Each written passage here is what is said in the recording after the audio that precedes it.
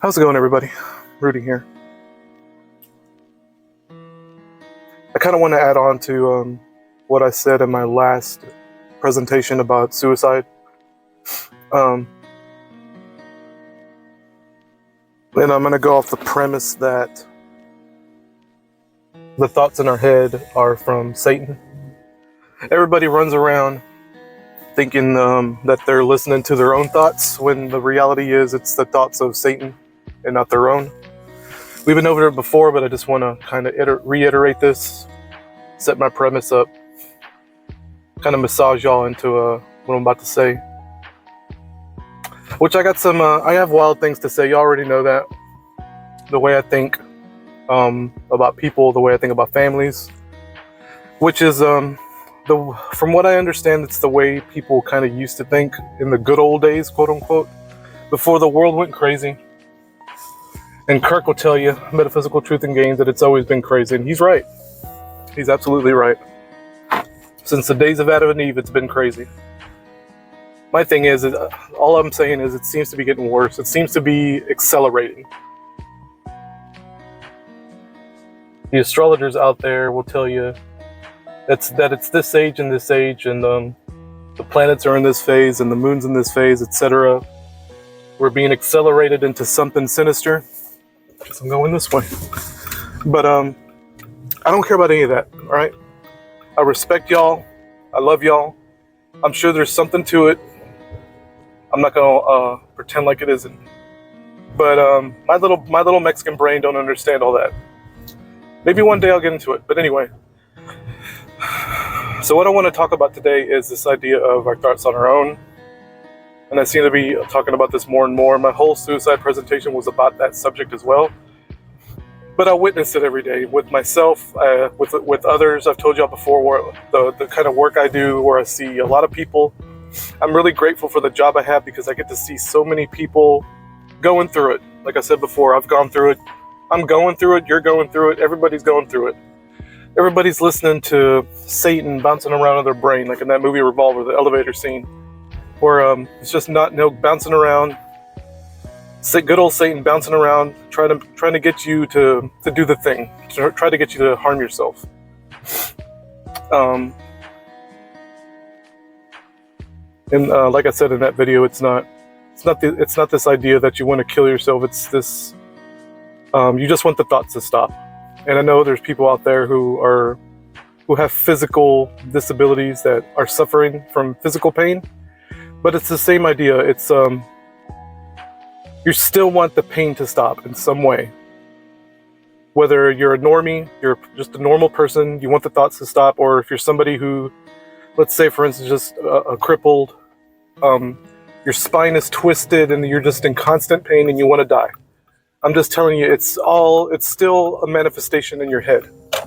And I know it seems cruel and unusual to just say it that way because I'm not going through that, but it's what it is, okay?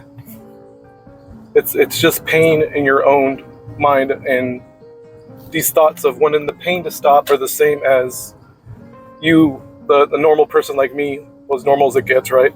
Who just wants the thoughts to stop at that moment because it's just too much. I'm going to tell you about some customers I've seen. There's one dude I'm going to tell you about. He's an older guy. When I say older, he's probably in his maybe 50s, mid-50s. And he's a nice fellow. He's a nice guy from the outside, right? Everybody's nice. But he'll bullshit with you, have a little conversation with you. He seems pretty relaxed most of the time. Well, I take that back, actually. He seems, how do I put it? I mean relaxed in the sense that he'll bullshit with you, but he looks really ragged when he comes in. He comes in with a younger girl. When I say younger, she's probably like in her maybe 40s, like early 40s, late 30s. A younger girl that obviously he got wrapped up in, knocked up. And he's told me about the situation a little bit. From what I can glean off the surface, he ended up getting wrapped up with her, older guy with a younger girl. She got knocked up. He married her. And they don't like each other. Like, they do not like each other. They come in around midnight, and they don't cause trouble. They're not the kind that cause trouble. But the lady, the girl, I call her a girl because she acts like a girl. She acts like a little girl to me, even though she's probably older than me. She walks around just buying junk with his money, obviously. And they're married, so it's her money too. So that's on him. I'm not taking sides. He married what he married. He has to deal with it. Like I said, like Kirk says, happy wife, happy life, and that's on him. That's on him. It's his fault for getting wrapped up in that creature. There he goes, picking on women, whatever. But it's like they go around the store just buying junk, and he gets pissed off he just gets pissed off eventually. He doesn't get violent but he like kind of mumbles under his breath, like when it's time to check out. She'll usually fuck off. She'll leave the store, just go wait in the car, leaving him to kind of deal with it. And again, it's on him. That's his fault. I don't sympathize with him because he's the one who caused the situation.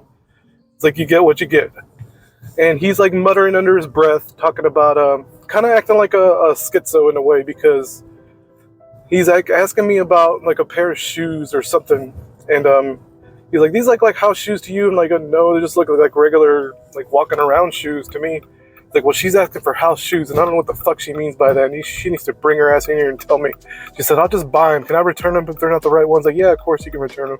And he asked me that like 3 times. And I'm like, Holly, what is with this dude? He's kind of like this all the time, but not to this degree.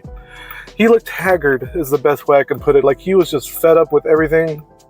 Like he was on the verge of a stroke or a heart attack, just like anxious, like cussing under his breath, talking about this lady under his breath, saying that like mumbling to himself, like I knocked her up and this is what I'm dealing with now, and blah blah blah. I'm like, holy shit, dude, that's like just a lot of baggage. It's a lot of baggage. Just in a little instance I had to deal with him, that's a lot of baggage to hear. And I'm thinking to myself, and I don't judge the man, and it may seem like I'm judging him right now. I'm really not. I'm just talking about the situation because I think it's important. This mumbling thing, this schizophrenic behavior he's doing this is what the video is really about. He's doing what people like me and you do, that may be listening, he has these crazy thoughts, right? Only he's saying the crazy thoughts out loud. And that's the difference. Everybody who's around him is probably like, oh God, what's wrong with him? And yeah, I kind of thought it too, but it's like, I understand it. Like he's just saying out loud what people like me and you think, because he was saying things that I've repeated in my head about, spouse issues, and that's not fair. That's like not fair to my wife. I know she means well. It's just we're all nuts. We're all nutso. She probably thinks that about me, which is fine. Like I deserve it because I do things that I'm just not, no one's perfect. Like I'm not Jesus, nobody's Jesus. That's the problem we're running into in society, right? Oh, we live in a society. But like I said, this man is just expressing what everybody else wants to express out loud, but they can't. So they just keep it in their head, and eventually they just go bananas. They just lose their fucking minds. And I'm telling you, this dude is like not a fit, but he looks like a hard worker who's just worked too hard, like haggard, like just tired, like stressed out, anxious, like he just wants to lay down and sleep. And I feel bad for him in the big way because of that. Because like, man, I feel you. Like everybody, he looks like everyone else feels, if that makes any sense. There's another person I want to talk about really quick. It was a girl, I want to say young girl. She looked like in her 20s, kind of dressed like a rag lady, like kind of, you can just tell she's wearing just mismatched clothes. You can tell she's kind of homeless, or just either that or just bouncing around between residences off of who she can. But she comes in kind of talking to herself out loud, like really loud. Like I thought she was on the Bluetooth at first. I think everybody around her kind of thought that. But she comes in, she walks in the store. I'm at the front checkout counter with my coworker, checking people out, and she starts talking out loud. And then she starts doing that, and then she stops. She looks at everyone else, and she goes, "Why is everybody looking at me? Why is everybody looking at me?" Starts doing shit like that. And so she continues, and of course everyone's gonna look at her because she's acting nuts to everybody. And I assume, to be honest, I still assume, okay, maybe she's on a Bluetooth and just bullshitting and talking to somebody. But she looked very paranoid is the best way to describe, like just acting like a paranoid schizophrenic.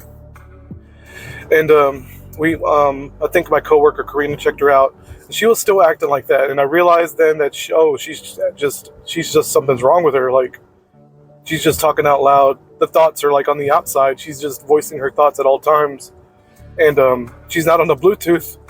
And that's when after she left, I was like, I still didn't judge her, because like I said before, I know what's going on. She is just her thoughts. She's wearing her thoughts on the outside of herself. And this baggage, whatever she's gone through in life, this baggage, she's just carrying with her. And maybe she needs to be on medication. I don't know, but I know these issues, like 90% of the time, or 99% of it, 90% of the issue is some kind of baggage and spiritual trauma that she's carrying and that she can't get over. And I think a lot of these, the big example is Vietnam War veterans who come back and they're broken, right? Because the things they witness during wartime is just, and the way I say it is, they can't conceptualize evil. They can't conceptualize the things that they see because they just can't conceptualize evil. They can't understand how evil works. And I'm not saying, like, for me personally, I'm not saying, oh, if I go to war, I can handle it. It's nothing like that. I'd be in the middle of some bullshit too, psychologically. And I don't, like, psychological and spiritual are the one and the same to me. And this little girl is dealing with spiritual issues that where if she were somehow shown, I'm not saying I could save her, nothing like that, but I'm saying, like, if she were to see that all of her trauma and baggage that she's carrying is just with her all the time and she hasn't let it go, she would probably have an easier time controlling, well, not an easier time controlling, but an easier time dealing with the thoughts and understanding where these crazy thoughts are coming from. But like I said, like, I don't judge these people that just act nuts when they come in the store, because I know that it's some kind of spiritual trauma, some kind of spiritual baggage, and everybody else, like, just sees the surface level bullshit. And I know it's deeper than that. The way the body language people have.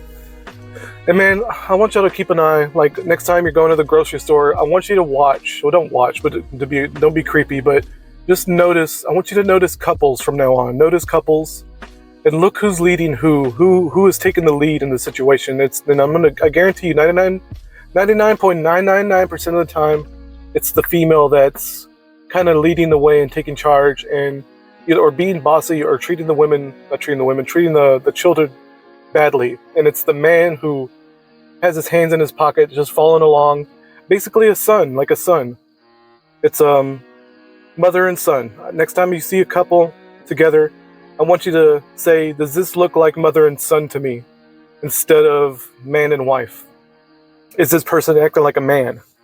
And especially if you're in these more liberal states, you're going to say no. That it's like, these men are not acting like men, they act like little boys.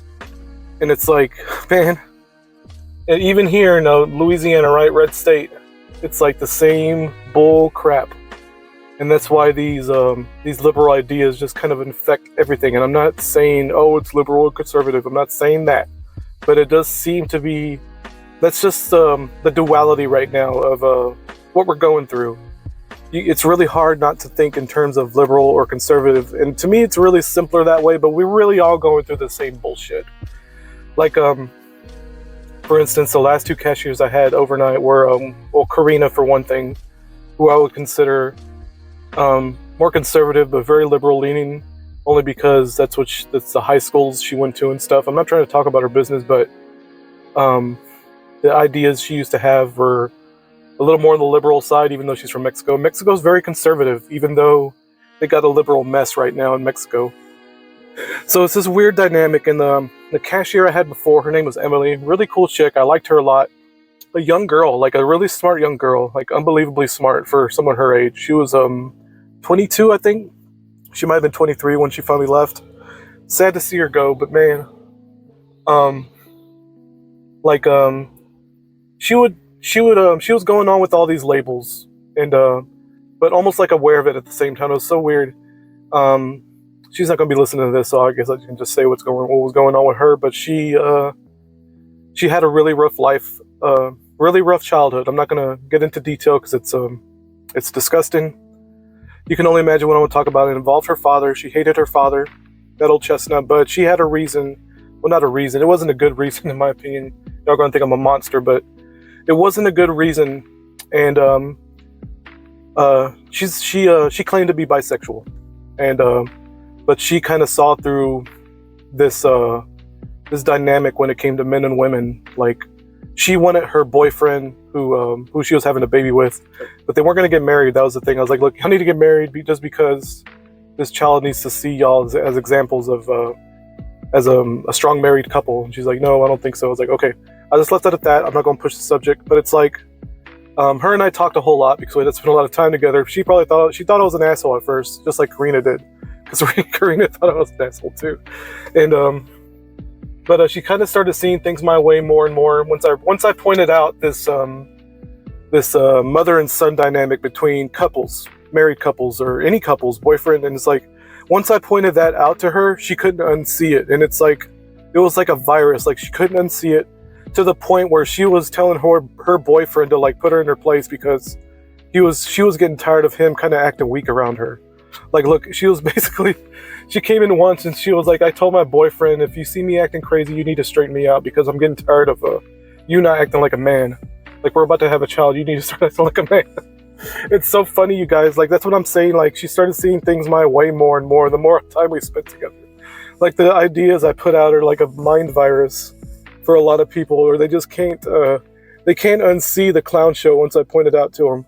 And that was the big kind of the big finger point for the people I talk to. It's like, once I point out the clown show to them, where I'm like, look at this couple. It's like mommy and his her little son walking around the store, and he's just kind of following her, and you can just tell how their relationship is, how their marriage is. And it's fucking pathetic. Like, it really is pathetic. And this has been going on for a long time, so this isn't recent. You can just look at a man. Like, women know. Any ladies out there, like, y'all know when there's a weak man in the vicinity. You can just smell it. You can taste it in the air, like a snake. You can just taste it in the air, right? Like a weak man. And I can too, actually. I'm really good at, it's getting to the point where I'm really, really good at kind of getting a vibe off of, especially couples, but especially men. Like, I just know a weak man when I see one now. Who's just like, doesn't have his shit together at all. And there's a lot, dude. That's why the job I work with, I see so many people, and there's so many weak men, and they're not even men, they're males. They act like boys, like 30-year-olds, 40-year-olds, 50-year-olds, acting like little boys with their wives or their girlfriends, or sometimes even their own mothers. Like a 40-year-old man, like, shopping with his mommy, like literally his mother, like, with him, mother and son, like, still hanging out. Golly, it's so sad, you guys. I don't know what to say. But anyway, the main point of this video, or the main point of this audio recording, is to kind of maybe I'll give y'all some more context of what may be going on spiritually and psychologically. Like I said, spirit and psychology to me is the same exact thing, but they've put these labels on the two to try to separate them. They don't want people thinking that psychological is the same as spiritual, even though it is 100%. But it's like, I don't know, guys, just the next time you're going through it, just realize that these crazy thoughts in your head are more or less what schizophrenics go through. And it's not funny, or it's really not, but we gotta sit back and kind of have a laugh at it, guys. Anyway, I think that's all. If I got more to add, I'll add it later, like I always say. I do these recordings in my car usually, because that's the only really quiet place I get to kind of sit and talk about things. And it's like, I re-listen to these audio recordings. It's like, fuck, I didn't mention this, so I'll do another audio recording, like, and then after that one, I'll think of something else, and it's just a mess. Even if that fucking 53-minute video I just did, and it's like, I had more I wanted to talk about, and this is one of them. It's like, I can just keep talking about it forever, because it's such a deep topic, dude. I want to get more into reality bullshit, which to me, this spiritual stuff, this psychological stuff is reality bullshit. It's we've been tricked all of our lives, and this spiritual stuff, this religious stuff, this psychological stuff is one of the tricks, the big tricks, especially with these labels. Like, these labels like lesbian and gay and schizophrenic and ADHD and autism, all these stupid fucking labels that we have now is part of the reality trick. These are reality breakdowns. Anyway, guys, y'all have a good morning. Bye-bye.